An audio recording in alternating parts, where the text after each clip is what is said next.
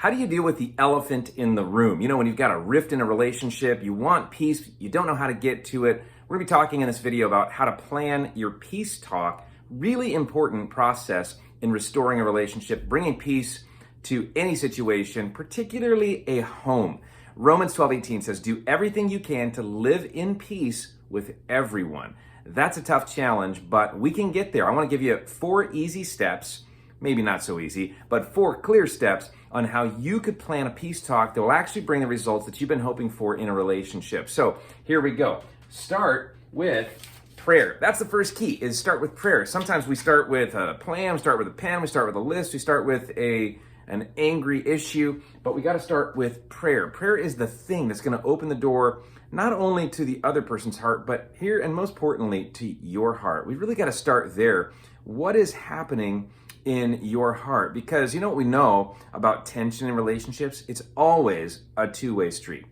There's been something going on for you as well. You got to get clear on what that might be, and you got to get clean about your own motives and about your own side of the fence. And the only way to really do that is to start with prayer. Spend that time with God in reflection and in prayer, asking the question, is there something going on in my heart that I need to get cleared up first, so that then I can approach this issue with the right motive, with the right attitude, with the right even aim. The aim would be peace, not revenge. And that's an important place to start. So start with prayer. Secondly, plan with care. Plan with care. That's an important piece to this puzzle as well. You got to plan it out. Here's a couple of things that you're going to want to do right. And one is think about the other person or party or people. What would be the right timing for you to approach the subject that you need to bring up? What would be the right place to do this? The right environment?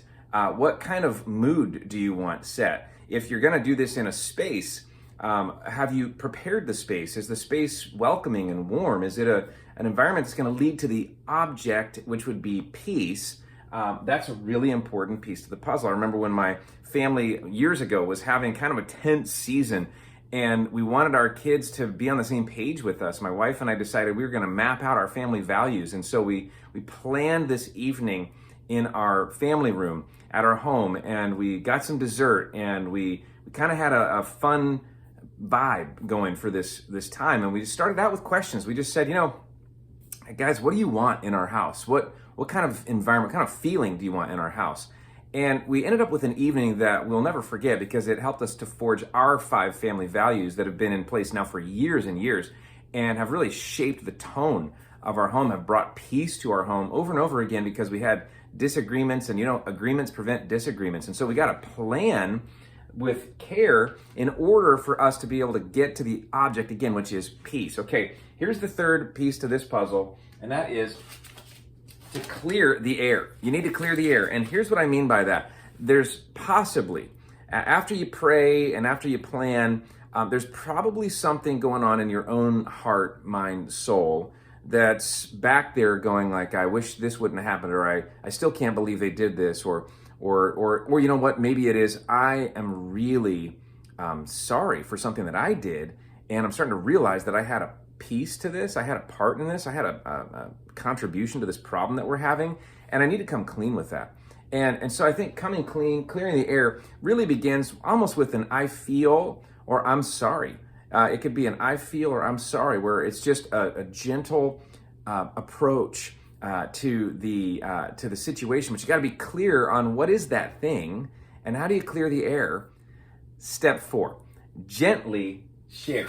Gently share. I mean, gently share. This is like that time when you go, hey, I love you. You know, maybe the encouragement sandwich. You ever heard of that? Where you start with something really positive, you share the truth with gentleness, and then you wrap up with something positive. And so this is a gentle thing that we do. We don't want to bulldoze people. Once we really get the right attitude with prayer, it's a little easier to approach this gently, especially if we've cleared the air and we've planned with care, and there's all of these things we can do in order to get to the place where we can gently share. I want to point out the problem that we most often face when we're trying to resolve tension, trying to resolve conflict is, one, we don't have a plan.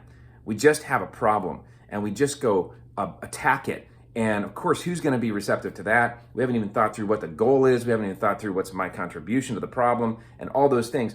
But the other piece is we can only gently share once we've really worked this process. Otherwise, we're so emotionally charged in these situations. And so I want to encourage you that you can do this. I've had this work for me in dozens of situations, even in just the recent years, where I've really just walked through this path to go, I really want to do everything I can to live at peace with everyone. I want you to go make your plan, make your peace talk plan, work these steps, and please share back with me what God has done in your situation.